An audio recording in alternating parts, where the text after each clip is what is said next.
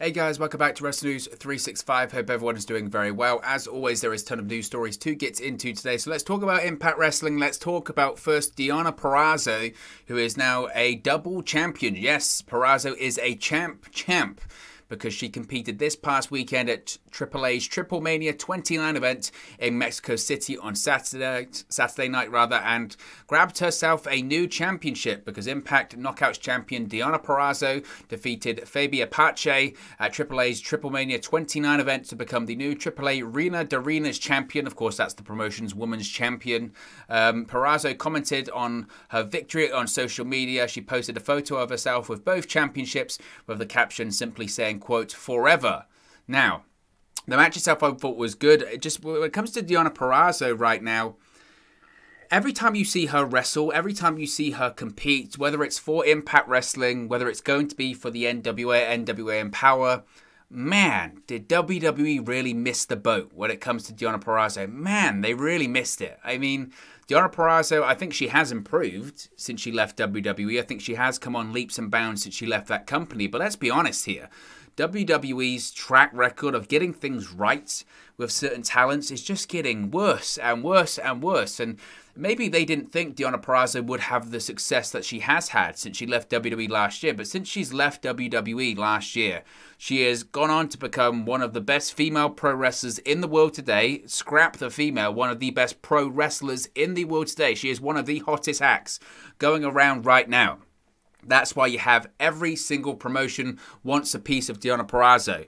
Now, Deonna Purrazzo, of course, now is currently holding the Impact Knockouts Championship. She's holding the AAA Reina's Championship. She's going to probably be in the main event or one of the main event matches at NWA Empower when she defends the Impact Knockouts Championship against Melina. There's a high chance at some point we're going to see her inside of an AEW ring, or certainly maybe even Britt Baker coming over to Impact Wrestling to compete against Deonna Purrazzo. She has spoken to Impact Wrestling Executive Vice President Scott D'Amore saying she wants that match to happen. So Deonna Purrazzo right now is on the roll of her career, and frankly, she's only getting just started.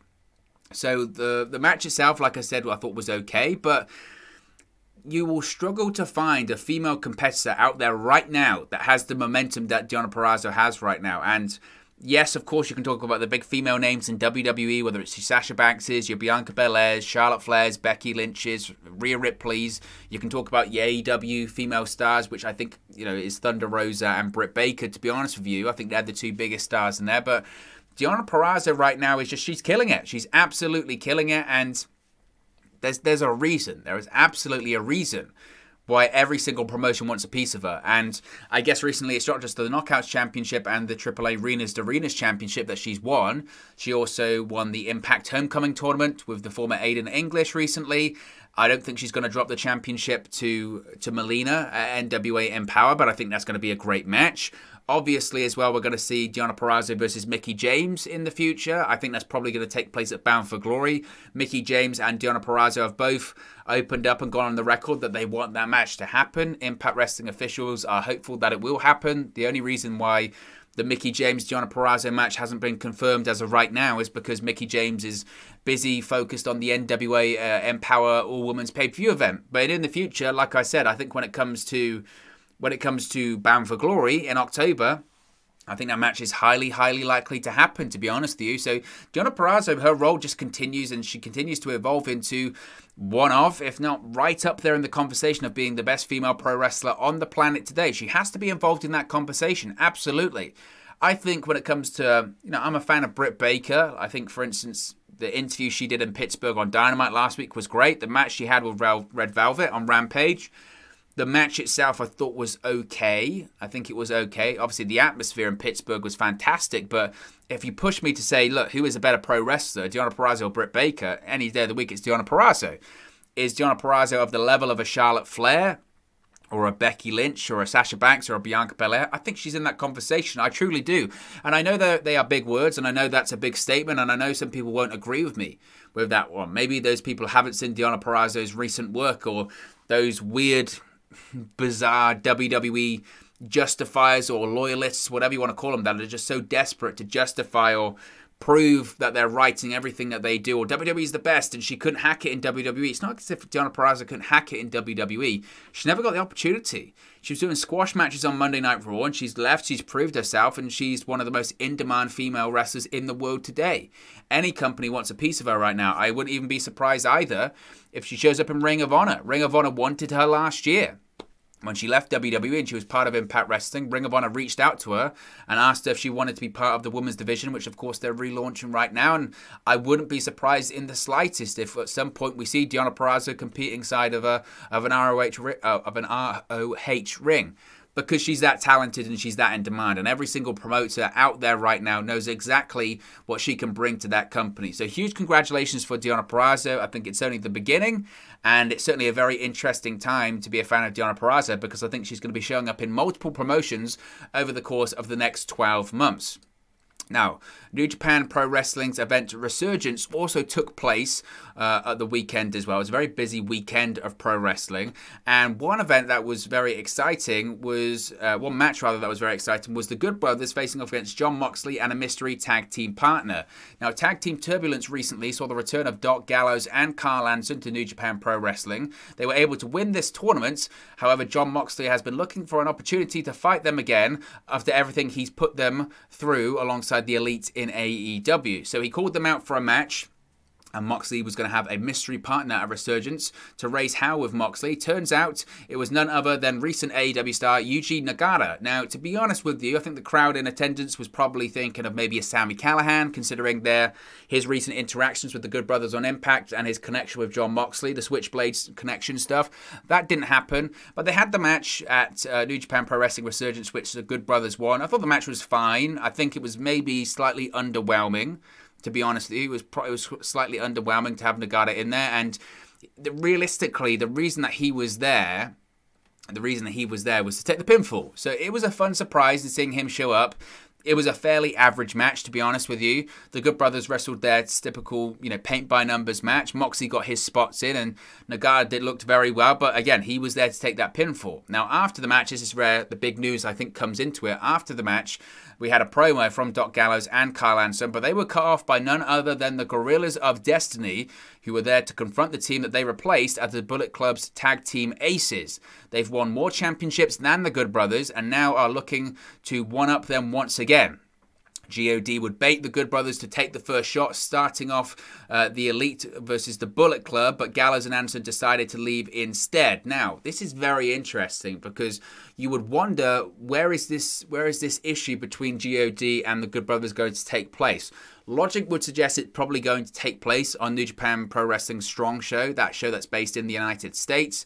I think more and more talent is going to be based in the United States because it's just chaos right now in Japan, and so many talents, whether it's your Will Ospreays, Jay Whites, etc., they're all based in the US right now because it's chaos in Japan and they've got the state of emergency, and it's just easier. They can't do that travel and that quarantine all the time, and they don't want to do it, so they'd rather be in the United States. So that New Japan Strong Show, the irony is it's called a strong. It's getting very, very strong. As far as a GOD match versus the Good Brothers, look, the Good Brothers right now, their post-WWE run is exactly what they hoped it to be. Right now, they're competing in 3 different promotions.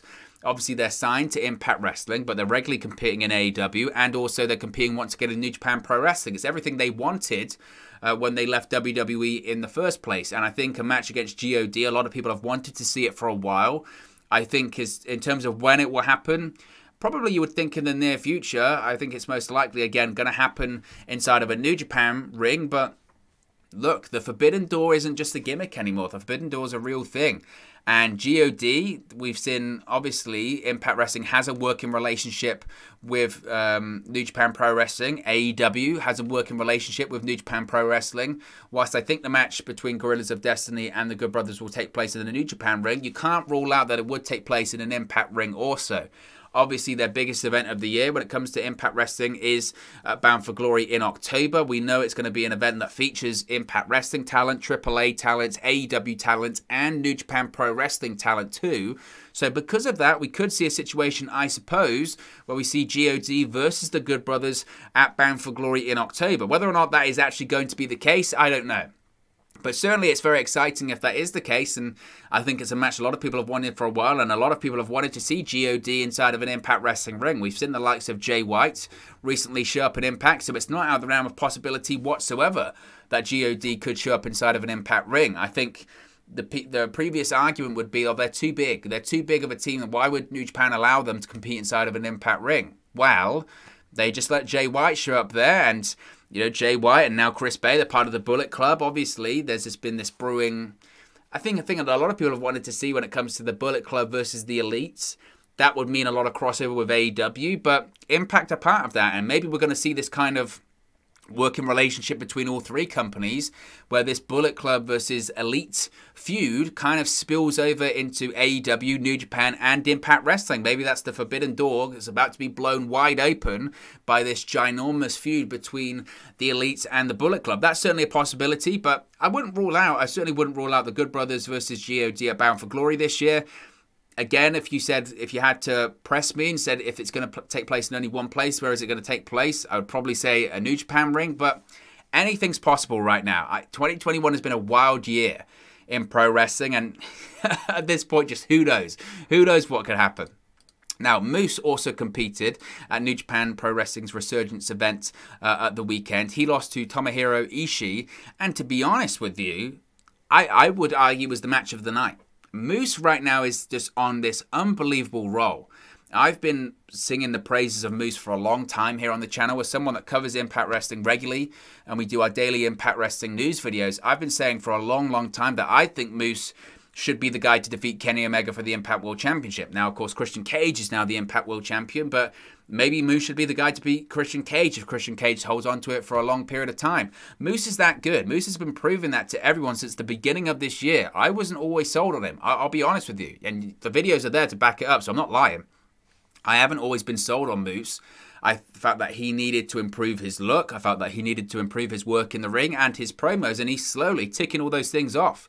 You know, obviously, physically, he's in the shape of his life right now. There's obviously no doubt about that. The matches, again, if you go back to about January of this year, whether it's the I Quit match he has with Willie Mack at Genesis, whether it's the six-man tag he was in as partners with Chris Sabin and Rich Swann against Kenny Omega and the Good Brothers, he was the standout star in that match. His match, obviously, against Kenny Omega at Against All Odds earlier this year. His recent matches against Chris Sabin, even though the booking has been very, very strange, the matches that he's had against Chris Sabin have been very good. So the idea now that Moose isn't a good worker, I think is just a bit of a falsehood now. He's a very strong worker in the ring, and he had a great match against Ishii. Look, I wasn't massive on Ishii winning the match. You can kind of see it in the image there. You can kind of see it in the image there that Moose is obviously far, far bigger. Not that that means anything in pro wrestling, but I thought it was arguably the match of the night. I think Moose's reputation is just growing and getting bigger and bigger and bigger. And let's face it, look, I mentioned how important it was earlier this year that Moose re-signed with Impact Wrestling, or Impact were able to secure the signature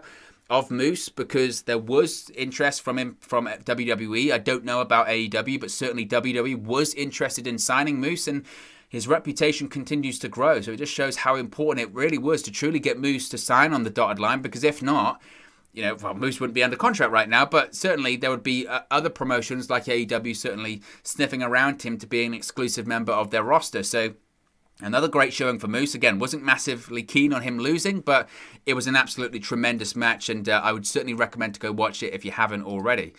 I've got some interesting news about Dixie Carter. I wanted to point this out because it kind of continues the whole Christian Cage winning the Impact World Championship this past Friday on Rampage, because former TNA president Dixie Carter took to Twitter to comment on Christian Cage winning the Impact World Championship on Friday night. Of course, Christian defeated Kenny Omega to become the new champion on Friday's AEW Rampage. Dixie tweeted how she was very happy and praised AEW for allowing, quote, these types of matches. And this is what she had to say, quote, "This makes me very happy. I will never forget how special it was when Christian first became Impact World Champion. I always hated losing him to WWE. Welcome home, Christian, and massive props to AEW for allowing these types of matches to happen. Hashtag making wrestling fun again." Now, it's been reported that Dixie Carter was a big fan, a very big fan of Christian Cage and Christian in Impact Wrestling. Reportedly, when obviously that whole Ric Flair thing was going on with Impact Wrestling and WWE, back when Flair was going to be inducted into the WWE Hall of Fame with the Four Horsemen in 2011, when working on that talent exchange, instead of rather asking for a John Cena or an Undertaker or a Randy Orton to appear at Slammiversary, she instead asked for Christian, because she preferred to have Christian on the show, which goes to show how much of a fan she is of Christian. And I always just find it funny when Dixie Carter pops up. Recently, of course, she popped up on Ring of Honor television talking about the Ring of Honor tournament, which is just bizarre. But, you know, it's still quite surreal to see Christian with those championships. But I'm open to it, and I'm interested to see what's going to happen with Christian Cage as Impact World Champion. Finally, another match has been announced for Impact Emergence. Of course, that's this coming Friday. As far as watch-alongs, I know some people have asked about watch-alongs and post-shows.